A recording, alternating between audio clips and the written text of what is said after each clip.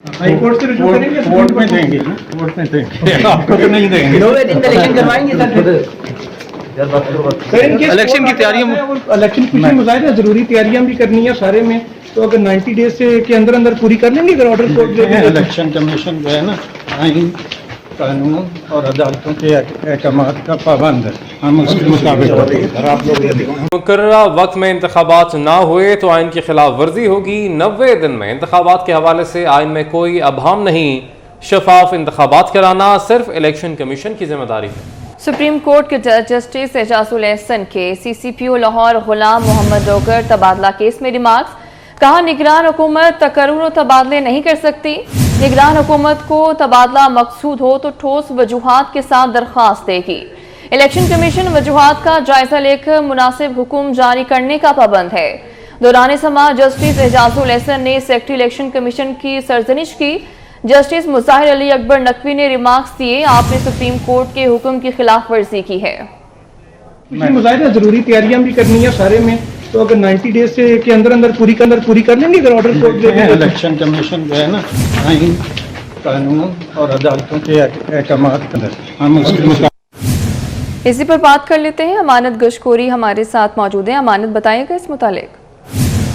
जी, supreme court में साबिक CCPO Lahore गुलाम मोहम्मद डोगर के तबादले का ये केस था, जिसमें सुप्रीम कोर्ट ने निगरान हुकूमत की जानिब से तबादला करने पर चीफ इलेक्शन कमिश्नर को तलब किया। Chief election commissioner Sikandar Sultan Raja अदालत में पेश हुए। अदालत से इस्तफसार किया गया कि निगरान हुकूमत के कहने पर तबादला क्यों किया गया, जिस पर चीफ इलेक्शन कमिश्नर ने कहा कि आइन के मुताबिक चीफ सेक्रेटरी ने मुझे कॉल की थी और उसके बाद इलेक्शन कमीशन ने एक इजलास बुलाया और जामे पॉलिसी बनाई गई, जिसके बाद जो है CCPO लाहौर का तबादला किया गया, जिस पर जस्टिस एजाजुल एहसन ने कहा कि इलेक्शन कमीशन जो है आइन की खिलाफवर्जी कर रहा है, क्योंकि सुप्रीम कोर्ट ने ही हुक्म इम्तना जारी किया था लाहौर के तबादले पर, तो कानून के तहत इलेक्शन कमीशन ने तबादला कर दिया।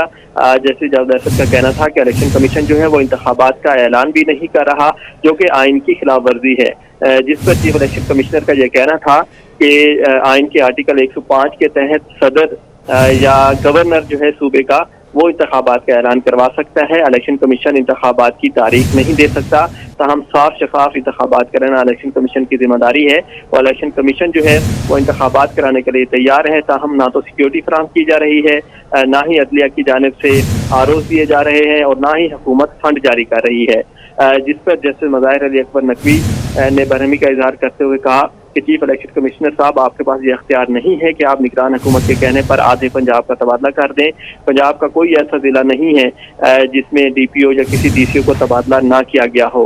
जैसे मुजाहिर अली अकबर नकवी ने कहा कि अदालत जो है वो तौहीन अदालत में भी आपको दोबारा बुला सकती है, चूँकि सुप्रीम कोर्ट के हुक्म की खिलाफ वर्जी की जा रही है, इसलिए हमें दूसरे तरीके भी आते हैं, जिस पर चीफ इलेक्शन कमीशन का कहना था कि वो अदालत के अहकामात के पाबंद है।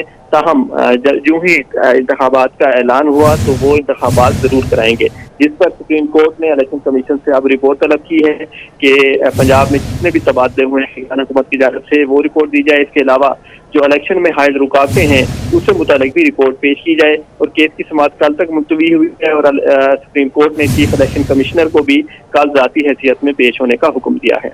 ठीक है अमानत, बहुत शुक्रिया आपका।